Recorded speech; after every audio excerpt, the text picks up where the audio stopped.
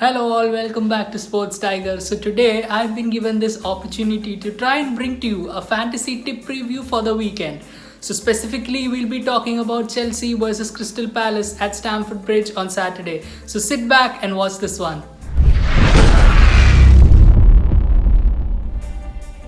As we speak, we're heading into game week 4 in the Premier League, and there are a lot of talking points. Many things have happened in terms of VAR, in terms of the referees, but let's just stick to Chelsea and Crystal Palace, alright? Because last weekend was a little bit surprising for both teams. From Chelsea, obviously they came back from 3 goals down to draw at West Brom.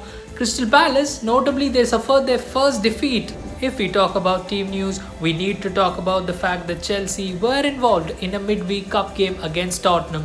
Yes, they went on to lose the game on penalties, but notably there were competitive debuts for both Edouard Mendy and Ben Chilwell. Hence, both these players have proven their fitness and they could be yet again available for selection and even make the starting lineup when they face Crystal Palace on Saturday.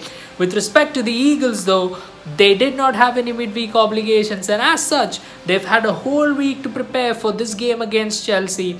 As far as Chelsea are concerned, both Christian Pulisic and Hakim Ziyech are not fully fit yet. Yes, they have returned to training with the group, but it remains to be seen whether either of them can play a starting role against Crystal Palace on Saturday. If we strictly talk about the visiting team, Roy Hodgson also has a number of notable absentees in the form of 2 ex-Chelsea players. Both Gary Cahill and Patrick Van Aanholt continue to remain on the treatment table owing to their long-term injuries. Now we move into the business end. This is where everything matters. Let us try to pick the ideal fantasy 11 that can try and yield us maximum points for Chelsea versus Crystal Palace. So we start with the goalkeeper's position, where we have a number of choices. I mean, if you look at Chelsea, they've got Edouard Mendy now, they've got Willy Caballero, and if you move on to Crystal Palace, there's always Vicente Gaita, who tends to get into most FPL teams and most fantasy sides due to his shot stopping.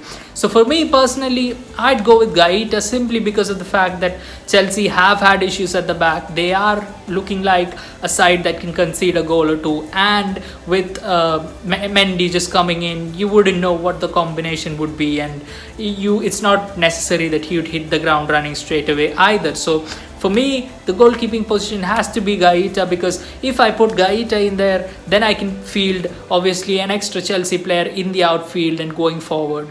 Moving a little ahead, we have to pick our back line, and for this I've gone with a 3-man defense which has got Ben Chilwell, Reece James and Scott Dann. So 2 Chelsea players and a centre back from Crystal Palace. I'm hoping James and Chilwell can get further up the pitch, and if Crystal Palace are to get something out of this game, they'll have to be really tight at the back. So I'm banking on Scott Dann as well.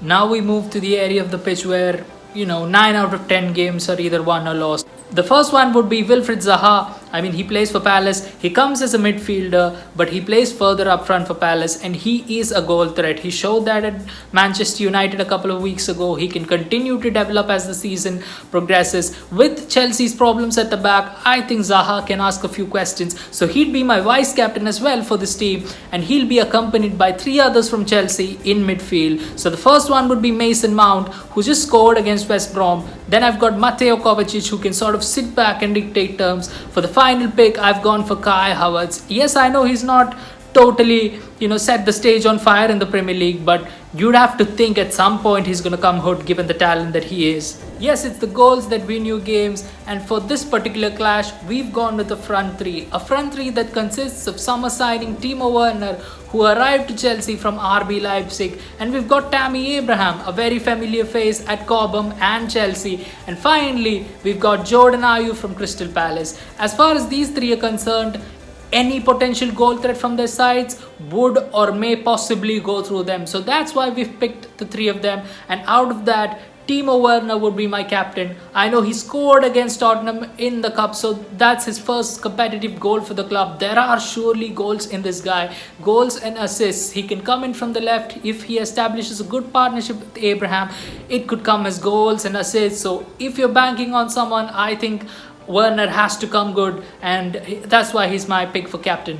Before we make a move, let us just quickly recap our fantasy 11. So in goal, we've got Vicente Gaita of Crystal Palace. Right in front of him, we've got a back three where there is space for Reece James, Ben Chilwell and Scott Dan. We have a four-man midfield and it will be led by Wilfried Zaha, who will also be our vice-captain. He's alongside the Chelsea trio of Mason Mount, Mateo Kovacic and Kai Havertz. The front three where our goals will potentially come from include Timo Werner as captain, Tammy Abraham down the middle and Jordan Ayew to complete our 11.